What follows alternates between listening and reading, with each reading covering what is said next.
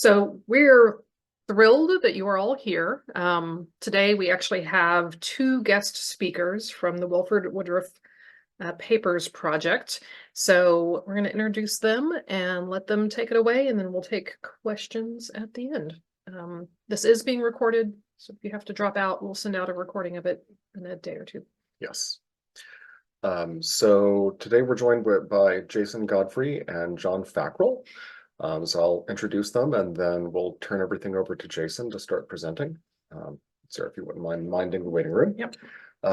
So Jason received his undergraduate degree from Weber State University, and he used his passion about the history of the LDS Church and of the American West to do his undergraduate research on the historic settlement of Mormon Row in what is now Grand Teton National Park.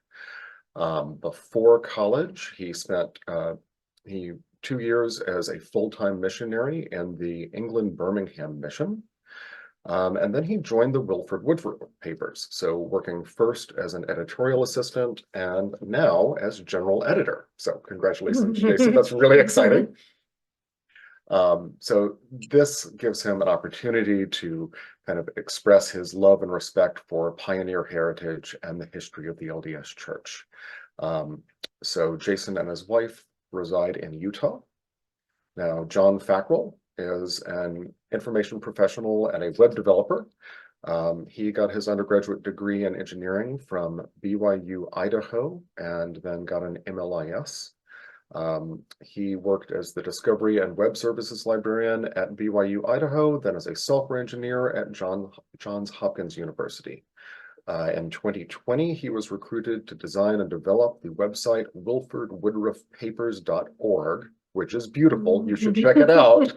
You'll probably see screenshots today. Yes, in order to make Wilford Woodruff's writings universally accessible. So he joined the project full-time in 2022, and he lives in Rigby, Idaho with his wife and family. So let me let one more person in, and then let's turn everything over to Jason. Let's turn off our videos so we aren't distracting. Wonderful. Thank you so much, Ben and Sarah, for that introduction and for also allowing myself and John this opportunity to share a little bit more about the Wilford Woodruff Papers Project. And hello to everyone here. We're so grateful that we're able to share this with you today. I'll go ahead and share my screen here to get us started. Okay, I'll move some things around. Okay, so as Ben and Sarah said, myself and John were with the Wilford Woodruff Papers Foundation. Our website is wilfordwoodruffpapers.org, and we are thrilled to be part of this project. So what is the, screen share got a gray box over the ERS on papers. Yeah, that one. Oh, sure. Maybe the Zoom stuff. I don't know. I've never seen that happen before. Okay, thank you for pointing that out. That's interesting. Well, so what is the Wilford Woodruff Papers Project? We've got a brief 4-minute video here that we'd like to share with you as far as introducing our project.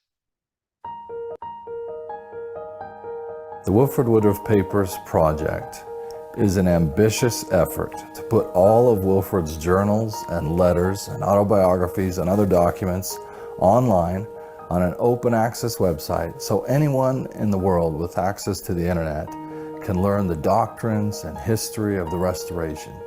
We're making the Wilford Woodruff documents accessible and searchable to those who are interested in reading them. Wilford Woodruff was an apostle for 59 years. He was the 4th president of the Church of Jesus Christ of Latter-day Saints and the best record keeper of the Restoration.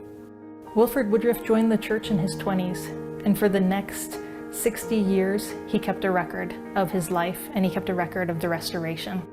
Wilford believed you better record everything vital. Everything about the Restoration that matters has to be recorded and documented on earth and in heaven.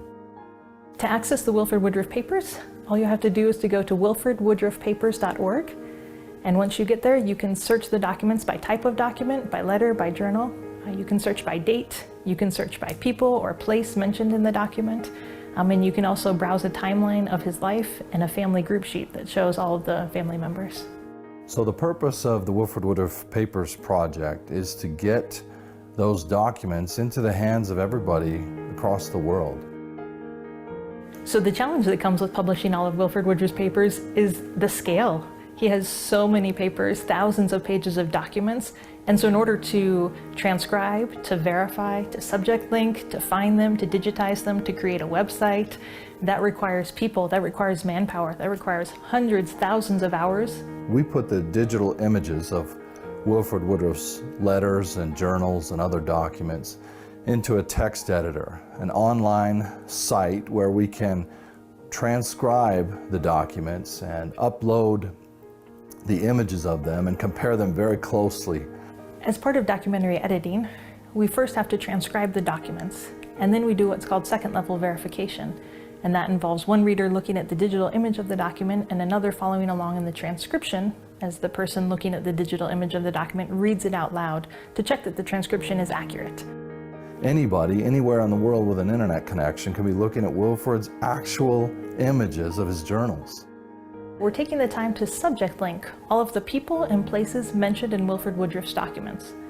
That means that in each of his journal entries, his letters, his sermons, and other papers that we'll add to the collection, if a person is mentioned or if a place is mentioned, we've taken the time to cross-link that. You can't go back in time. You don't have a time machine. But in one sense, the Wilford Woodruff Papers are a time machine. They let people go back in time and be at the beginning of the Restoration. They let you march from Ohio to Missouri with Joseph Smith. They let you go on missions with the first Quorum of the 12 in the last dispensation. They're an unbelievable resource for being present at the Restoration. In the Doctrine and Covenants, we're invited to seek ye out of the best books, words of wisdom. And I would place President Woodruff's journals in those category of best books. The restored gospel of Jesus Christ is the good news. And the best sources of that good news are the documents of the people through whom Jesus restored his gospel to the earth. They're unsurpassed sources of knowledge. They have to be preserved. But not just preserved, they have to be accessible. They have to be shared. They have to be available. And the Wilford Woodruff Papers Project is committed to making available to everyone the best sources of the restored gospel of Jesus Christ.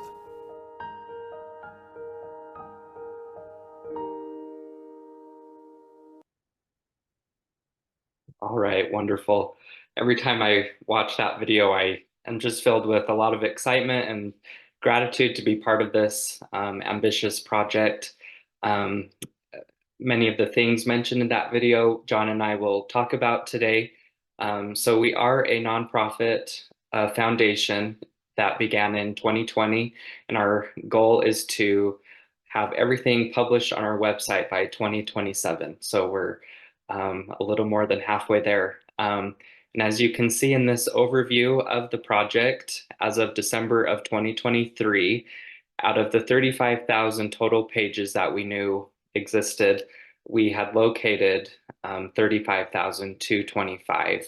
And of that number, we had published on our website 27,726. And since this graphic was published till now, we actually have over 36,000 pages now, and over 1,000 of them are ready to be transcribed on from the page. So we are just so excited with how this project is going and the research that is happening to locate more documents, not only his journals, but any of his correspondence, the discourses or sermons that he gave as a religious leader, and any other additional documents such as legal documents, community minutes, things like that we publish as well. And in the video, it mentioned that we are doing genealogical information of all the people and places mentioned, so geographical research as well. We have found and identified over 10,000 people so far in all of the documents and close to 2,500 places. And John will show later on in this presentation some of the interactive ways that we are displaying the people and places found in the documents. So because of the scope of this project, we are so grateful and rely heavily on our volunteers and all of the good work that they do on From the Page. Since we began in 2020 till now, we have had hundreds of volunteers with us, from high school students to college interns completing volunteer hours to get internship credit, to retired folks. So as long as you can read 19th century handwriting and can use a computer, we love the volunteers that come and join us. We have a great public relations team who shares volunteer opportunities both on social media platforms, at on-site events, such as at Education Week at Brigham Young University every year, and also directly on our website. Those who visit our website can learn more on how they can volunteer. We, of course, love them to transcribe, but there are also other opportunities for them to get involved. We have a volunteer coordinator who sends emails out to those who have expressed interest, and based on their skill set, their schedule, their interests, our volunteer coordinator shares those available opportunities, such as finding inspirational quotes that we use in social media posts, writing short articles or short videos on our public relations team, or they can also help with research, with mapping the places or researching the people. So lots of ways to get involved. I'll just go through some of the things that I share as I closely oversee the volunteers. I'll share some of the resources and verbiage that I share with volunteers in hopes that it may benefit your projects for all those who are with us today. So once I get an email address from them, I love how on From the Page, every night I get an email of new collaborators who have joined. And we pay attention to that. We look at who has joined and we follow up with them. We express our gratitude for them being interested in helping us in our project. We give them an email address that we have just for transcription questions that they can reach out to us. And we also share a process document and a paleography document as well, as they are getting ready to get started, and as we hope to retain and keep them interested in the documents of Wilford Woodruff. So I'll go over these two process documents briefly, just as a resource to share with you. So the transcription process doc and our paleography document as well. I have noticed that working with volunteers from all backgrounds, walks of life, that they benefit from as much information as we can give them. Information that is easy to read. Screenshots are our best friends for any questions that may come up. So I help volunteers with this. We call it our Fast Start Guide, getting started with From the Page. We help them know how they can sign up, how they can log in, how they can find our project once they have created an account on From the Page. We house all of our available documents to transcribe in one public set. And once a document has been transcribed, it goes into private sets to be worked on further by staff members. And so I just changed the name of our public set based on the month. So right now it's our January 2024 set. and that is where all of the available documents to transcribe are made available.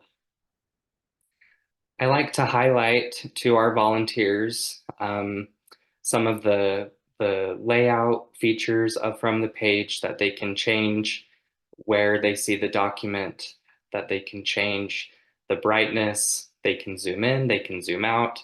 I just like to point these out to our volunteers. Also these buttons to strike through or to underline, and to let them know that it's okay to mark something as unclear, because with all 19th century handwriting, other projects out there, there are some things that we just cannot make out what they mean. But it's okay. We have the unclear button that we love. So finally, I just share with them that to always save their work, because there is no autosave. So to pay close attention to that in case they work on a document but they don't return to it. We don't want their work to be lost. So we remind them to click save and to click done, so that I then know that the document's been fully transcribed. And here at the bottom, we share that as with all historical work, transcription is not for the faint of heart and can at times be tedious, but also incredibly rewarding when one reads, perhaps for the first time in decades, words of truth, humor, sincerity, or resilience penned by President Wilford Woodruff or one of his correspondents. As far as the paleography document, this was compiled by some students at Brigham Young University who took family history courses. And it is a document explaining some of the strokes that they will come across in our documents. One of the main things that we point out is that these documents include actual words and sentences, not scrambled letters that make no sense. Transcribing forces us to focus on each letter in each word, but it is helpful to consider the whole word and the word in context of the phrase in order to understand the intent of the writer and recognize the actual spelling. Much easier said than done, right? These words can be complicated, they can be tricky, but we hope that this paleography document that we share is helpful to our volunteers, to our staff, any who transcribe for us. So we have these formation of letters that we have included, and some best practices when it comes to 19th century handwriting and making it out, what it might read, what it might say, paying attention to the context. This comes from Wilford Woodruff's, well, a few of these examples mainly come from Wilford Woodruff, his alphabet. As you can see, it is quite unique. And so we share this with our volunteers so that they have a heads up of what are they going to see when they transcribe for us. Particularly right now, many of the documents we have available are from correspondence, so not particularly from Wilford himself, but every once in a while we still do come across his that need to be transcribed. We joke that his uppercase C and his lowercase c are often the same, and so it keeps us up at night. What do we do, uppercase or lowercase? But just part of the joy of transcription. And here are some of his numbers as well. So just sharing this as a resource of what you could possibly do in your projects as well. Also some common symbols and abbreviations in our project as well. Okay, so I do want to get into the workflow of our project, what it takes to get a document ready to put on our website. So as I mentioned, we have over 500 documents right now that are ready to be transcribed. Many of these were found from online archives, mainly from the Church History Library in downtown Salt Lake City. But we also reach out to various institutions of higher education. We have gotten documents from the University of Utah, from Brigham Young University. We've had online documents found from the Huntington Library. We're reaching out to historical societies across the United States. Wilford Woodruff was born in Connecticut, so we have looked at some state archives for Connecticut. So we have a great research team who is finding all of these documents that we then upload to from the page, and they need to be transcribed. And once that is completed, we verify the transcription. This involves two people, one looking at the facsimile, while the other is closely following what has been transcribed, and to sort out any discrepancies that may exist.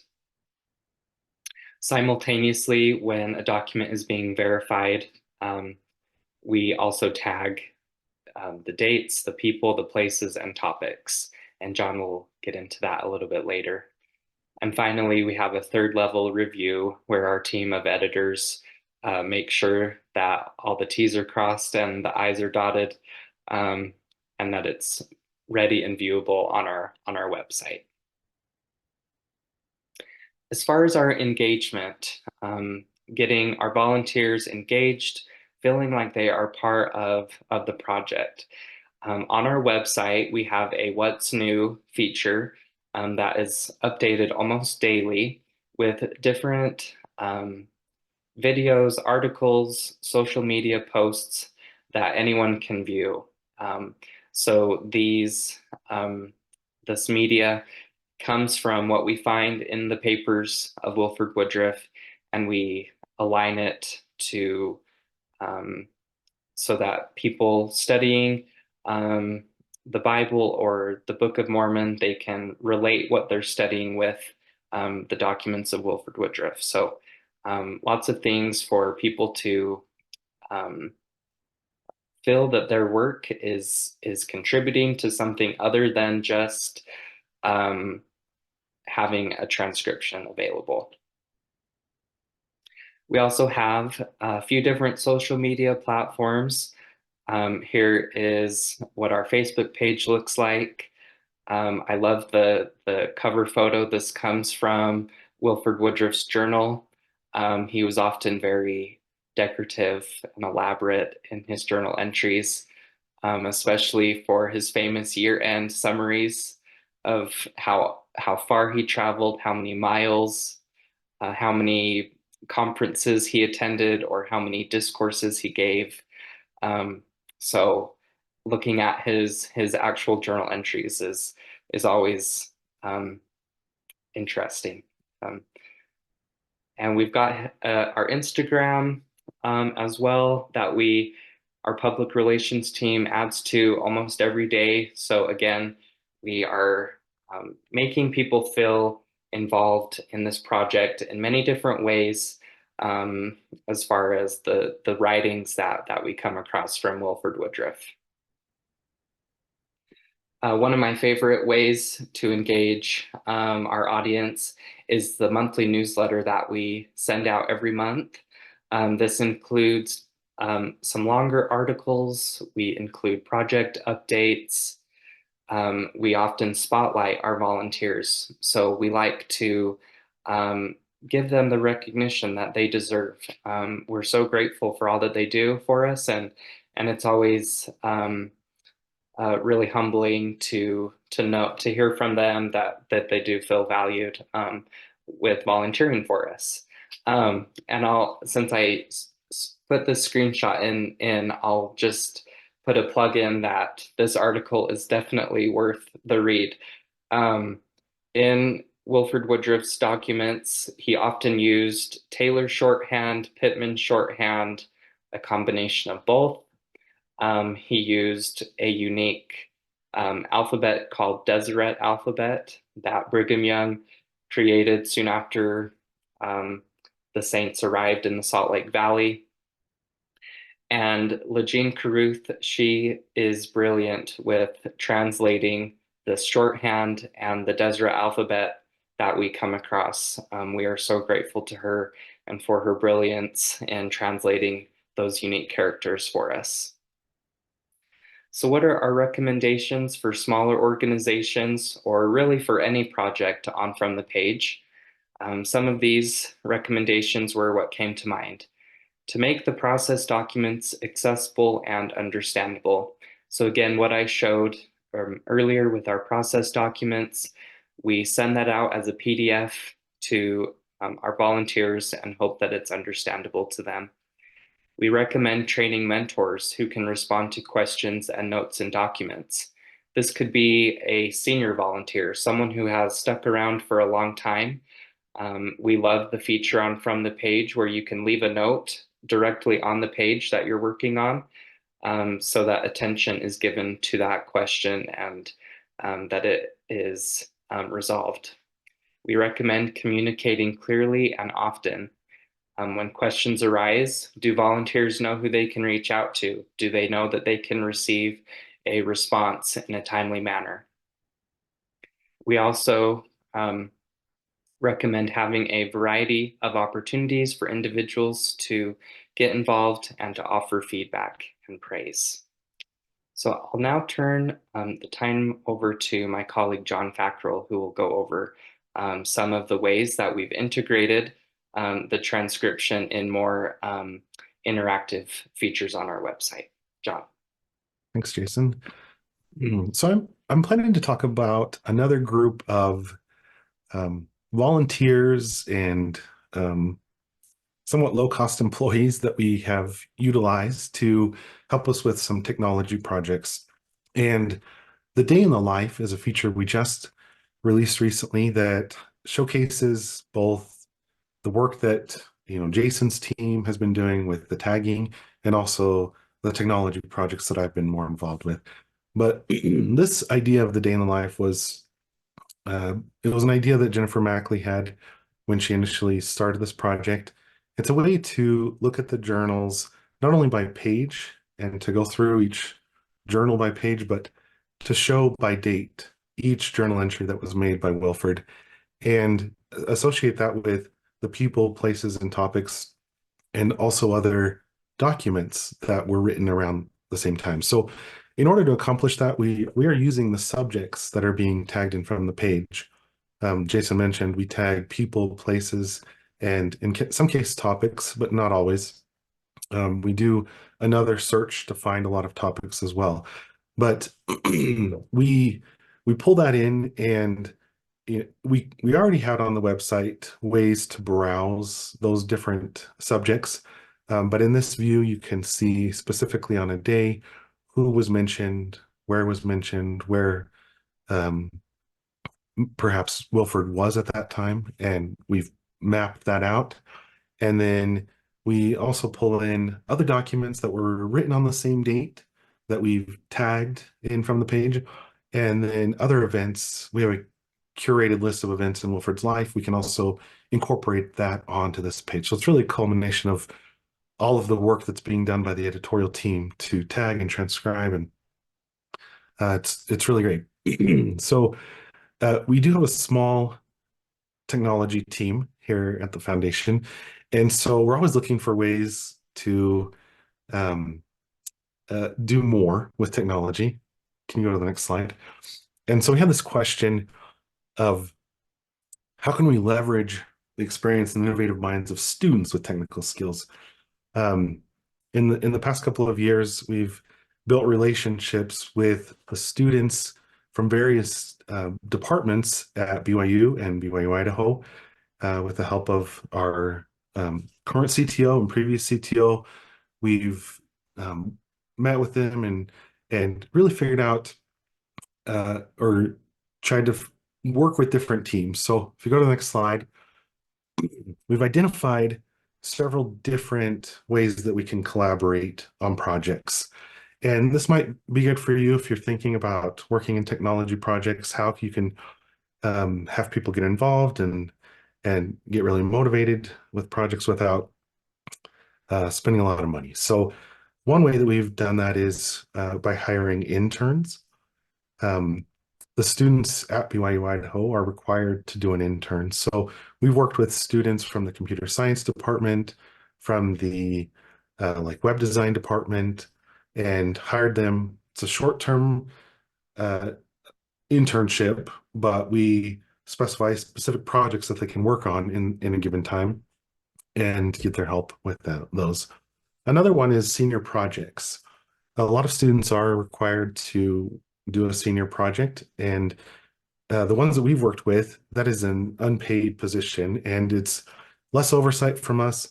We kind of give them some ideas, give them access to the data, and just say, go explore and see what you can find out. What can you learn from the documents, and provide us with some, some feedback, or what should we be showcasing on our site. And I'll show an example of that in the next slide, or not the next one, but coming up. Another one that we've worked with is the Data Science Society. And that is it's a group outside of class where the data science students get together and they work with local businesses to analyze data, and they do a presentation. They can provide code in some cases, or even an application. And that's another area where they're looking for projects to work on, and they're happy to work on those for free. So we didn't have to pay them, but they've been able to explore and give us ideas that we can incorporate back into our website.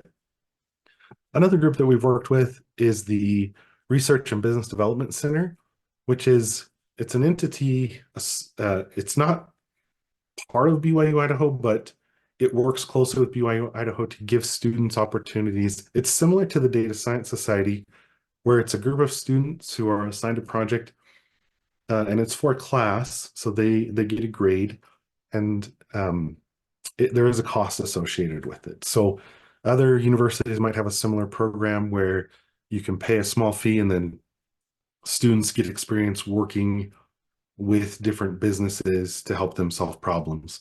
And then we've done some other things. We sponsored a hackathon where the students got together and they spent 12 hours working on a project, and the motivation there was, the prize was a monitor for each member of the group. So that was a really interesting project too. So go to the next slide. So when you go in working with students like this, you really have to set your expectations so that you know what that deliverable is going to be. How much time do they have? With each group, they had a different amount of time, different number of students perhaps working on the project. What is their experience level and background? In some cases, with a senior project, it's a very experienced student who's just about ready to graduate and leave and go into the workforce. Other ones with the Data Science Society, they could just be getting started. They don't have any internship experience. They could be a freshman or sophomore, and they're just trying to get their foot in the door and work on something that's interesting to them. Another one is motivation. Is it for a grade? Are they getting paid? Are they just trying to add it to their portfolio? In the case of the hackathon, is it just bragging rights that they want to say they were selected as the winners for the hackathon? So you have to keep that in mind in their level of engagement with you and how much time they're willing to spend. Next slide. So when you start a project, it's very important to be specific in what you want them to accomplish. And in some cases, like with a senior project, we weren't as specific, but that was okay. We were okay with them exploring and just coming back and telling us what they found.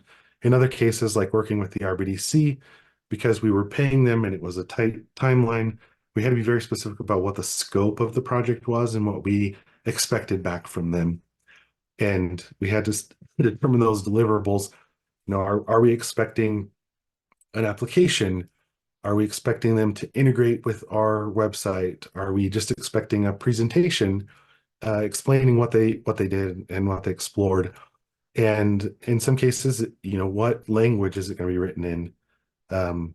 Is it something we can just drop into our website, or is it something that we'll then have to recode in what we can incorporate into our site. So you have to keep that in mind. It's also good to set milestones and checkpoints, not to just meet with them at the beginning of the semester and leave them to work on it. But we ended up meeting regularly, like every 2 weeks, with the students to guide them, walk them through any questions they had, or explain the documents, and then they could also present to us what they had been working on and get guidance on where to go from there. And at the end of a project, you really have to evaluate and determine next steps. So in some cases, we actually took a team member and hired them part-time for a semester to finish a project or incorporate it back into the site. Or it might be, do we continue the project with another team the next semester so that they can finish and keep going? Or sometimes it's, do you want to incorporate this into the site? Or was it just a good experiment that we're not going to continue with it, and we'll move on to something else? So be sure to keep all of that in mind. Next slide. So I'm going to share a couple of projects here that I was involved in. It's not everything, but there are several examples of different groups that we worked with and how we incorporated it into the site. So the first project that I was involved with BYU Idaho was with the RBDC, and they selected a computer science student to help us create an API to give access to the documents.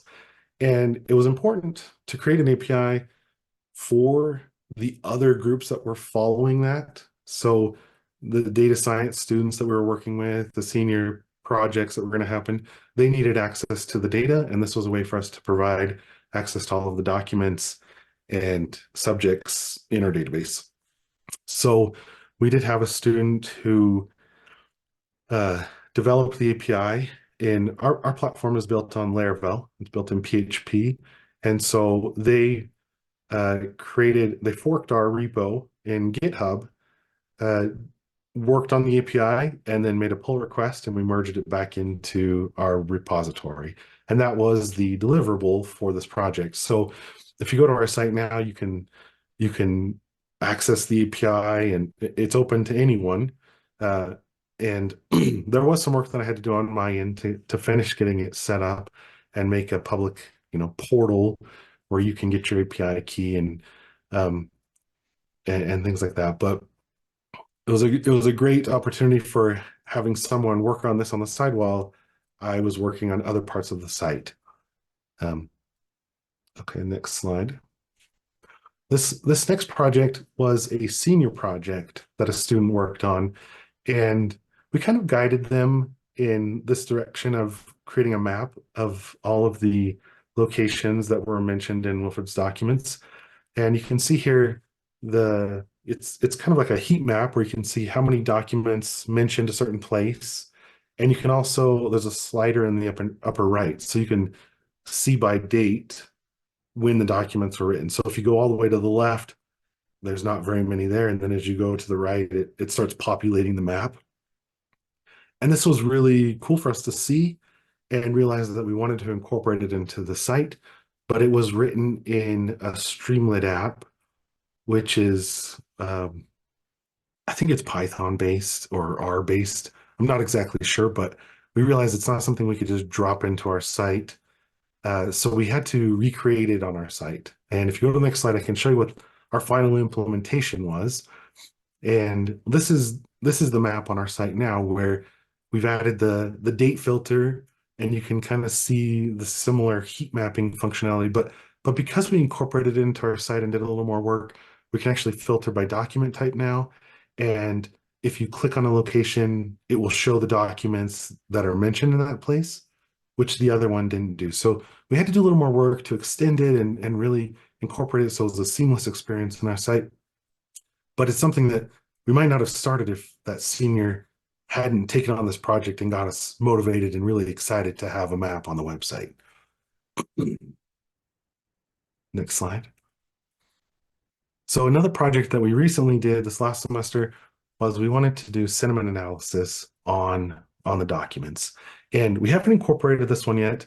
We're still working on that, but the students were able to take this project and look at several different models for doing sentiment analysis, and then come back and show us the results and give us an idea of what direction we needed to go and maybe what was the best model for our document set. And then we can now take that and implement it on the site and be able to show this analysis of the emotions by page within the documents. That's another one we're really excited about, and we'll be implementing soon. So next page.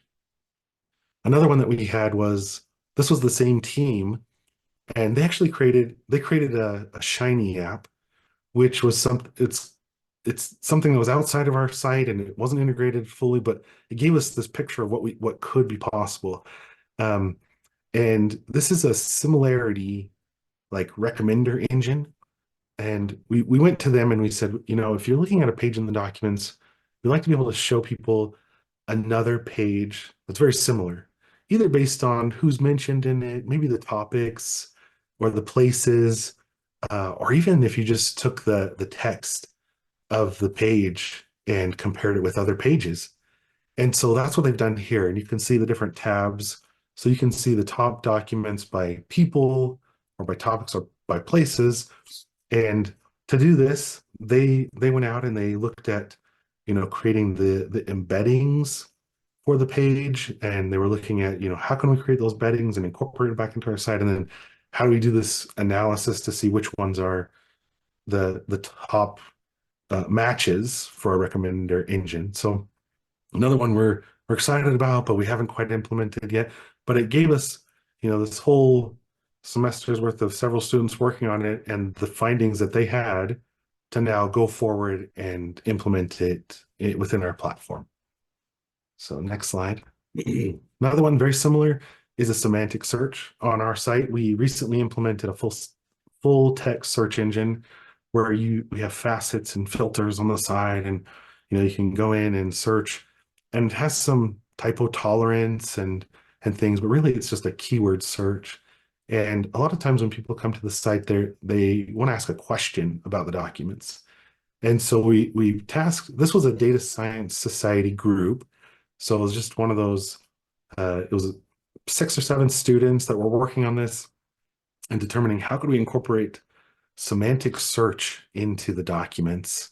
And this one, they're actually going to continue on this semester to continue working on it. So we're not quite ready to implement, but it's super exciting to see what they were able to come up with. And I'm looking forward to the recommendations that they make. Again, this is a group that we're not paying them anything to work on it. We've crowdsourced this work to a group of students, and it's giving them a great experience to get experience in their discipline of data science.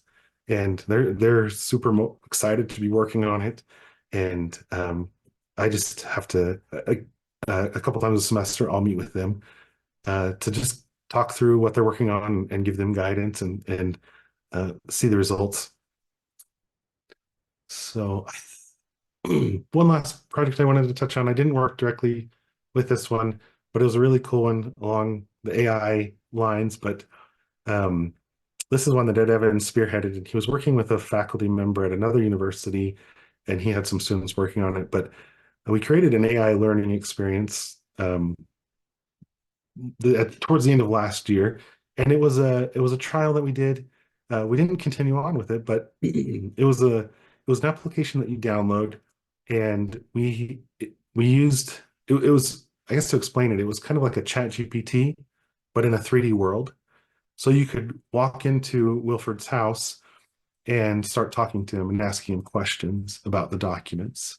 And we decided not to continue this, but I think in the future, we might incorporate some of this learning with our semantic search. Just the 3D experience was not what we were hoping it would be. So another project that we did some exploration and we decided not to continue, but we didn't spend a lot of time working on it internally, trying to learn how to build this 3D world. That was done by someone else who had more experience in that area than we did and was super excited to work on the project. So I think that's the last slide I had. Great, thanks, John.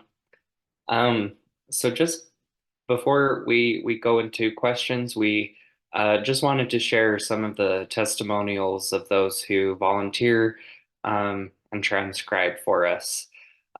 So I asked 3 of our amazing volunteers some questions. So each of these responses come from one of them.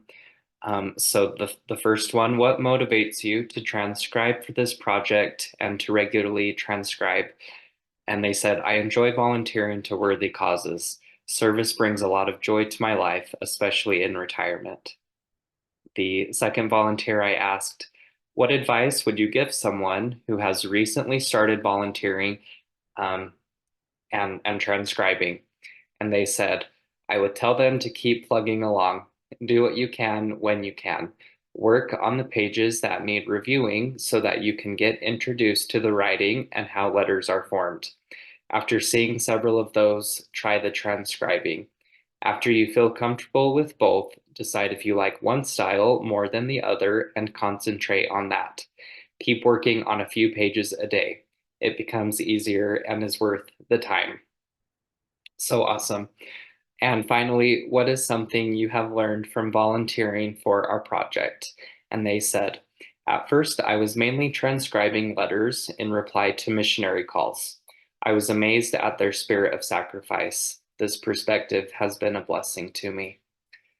So in context for that one, as the president of the LDS Church, President Woodruff would get letters of those who were responding to be a missionary, whether in the US or abroad. And often these missionaries weren't always aware of being asked to give up their livelihood and serve in preaching the gospel. And so for the most part, many of them accepted the call. Many of them did not for various reasons. There's a lot to learn from those missionary calls. So we will just now have time for questions. Thank you. Thank you, Jason and John. That was amazing. I learned so much. Does anyone on the call have questions? Please feel free to type them in the chat, or, we're a small enough group that you are welcome to unmute yourself.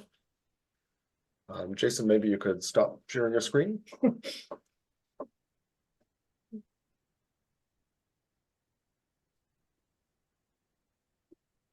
I feel like, I did have a question for Jason. You were talking about your second pass, and you said that you, at the same time, you do your subject linking. So is that 2 phases, or do you kind of subject link as you're doing your I forget the technical word for reading the facsimile out loud and comparing it to the transcript? Yes, that's a good question. So the tasks are done separately, so not at the same time, but it doesn't necessarily matter if it's gone through the second level review before it's been linked yet. So that can be done interchangeably, but it is done separately. We find that to be very different conceptually to do, right? Yeah, It's different hard to get types of that work. same headspace. Yes. Yes.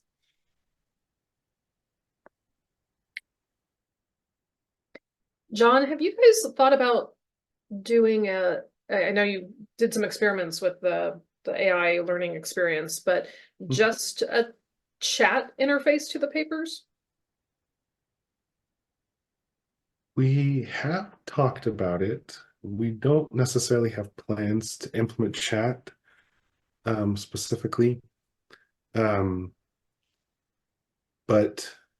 I think I kind of mentioned with the semantic search that the hope is that I think one of the hesitations we had with the 3D one was that you would speak to it and it would respond in the voice of Wilford Woodruff.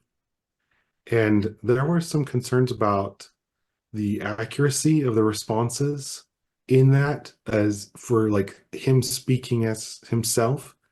And so I think we wanted to get away from that. So instead of having it be Wilford talking back to you, being able to point you in the right direction, or even thinking of it as like an assistant So I think that is something we would consider, is like having it as like a third person saying, oh, here's where you can find this, or here's what he might have said, but not speaking as Wilford himself. Right. That So makes a lot of sense. Yeah. Yes. yeah, I think the only way you could do that is if you built your own large language model based just on the documents he wrote, right? And if you're doing anything where you're leveraging an existing one, then yeah. Who knows what creeps in Who there? knows? Yeah. yeah. There's a question from Neil Milliken at the Massachusetts Oh. Historical Society. She asks, how do you research or collect biographical information on the individuals mentioned in Woodruff's documents? And then as a follow-on, can you talk a little bit more about the topics you link and how many topics you're including? John, would you like to do that one, or me? I can start by answering the part about the topics. Okay. I don't know that either one of us has done a lot of research on the people. We do have a research team that does people research, but with the topics, we did start with a list of 250 topics.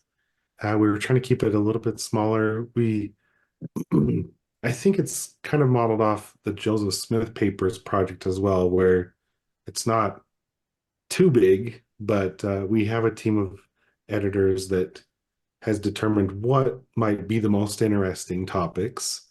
And one of the challenges that we have had is sometimes things are misspelled in the documents. And so we didn't want to tag every topic in the documents, but I think what we're doing right now is if something is misspelled, then we tag it so that it gets the correct spelling. And then for the other ones, we do a search within the documents, and we just do like a text search to identify the words. And then we build up our index. We have a topic index on the site where you can go in and browse by topic, and then it has a page on our site, all of the pages where those topics are mentioned. So Yeah, and as far as the people, our team of researchers, they first start with familysearch.org. So that's a nonprofit through the LDS Church as far as genealogical database. And from there, the team goes through census records. They go through any primary source material that may be included on Family Search. There's also the church biographical database website, which is very helpful for our purposes, as far as it gives us when missionaries were called and where they were called. We can find out when someone may have migrated or gone on the Overland Trail to Utah. So those are some of the sites and ways that our researchers get information on the people. Your mentioning Family Search reminded me of something that I remember reading in one of your newsletters that just kind of blew me away, which was the partnership that you have with Family Search to reach out to descendants of people who are mentioned within the papers. I think this ties directly to the question just popped Yes, up in the yes. chat too. So Blair asked about plans for linking documents and people with services like Family Search. So wondered if you could explain a little bit about how that works and what kind of results you've seen. I could start with that if you want. Yeah. So within the documents, I think they've identified 17,000 people, individuals. And so of those 17,000, we have identified like 11,000, I think. That number goes up every day, but they are identifying them, and Family Search has a Family Search ID. So each person has a specific ID. And for the ones that we know, we are linking to Family Search. So from the site to Family Search, so that you can go in and see their family tree. We're hoping that, because as our research team is researching people, they are documenting the sites that they're visiting, and we have like a person research sheet. And we're hoping to be able to provide that to Family Search and for it to become part of that person's record, so that anyone going from the Family Search side can then see that research that we've done and easily link out to all of those sources where we found information. That's fascinating. So you're not just linking the primary source documents, but also your own research databases for those people. And sharing that evidence. We're hoping to do that. We haven't quite done that, but that is the goal.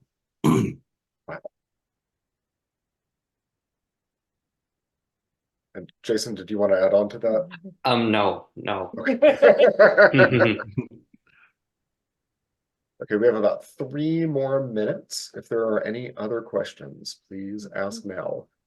And definitely, let's drop in a link to the Wilford Woodruff Papers website, just because it is beautiful and a really great example of ways of interacting with historical documents.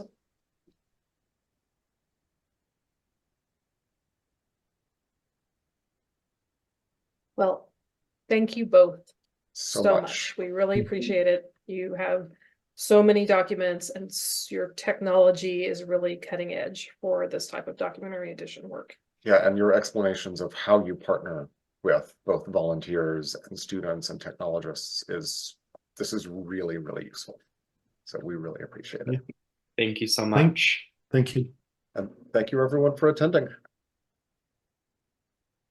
Lots of compliments coming in the chat. Thanks. Thank you. Thank you both.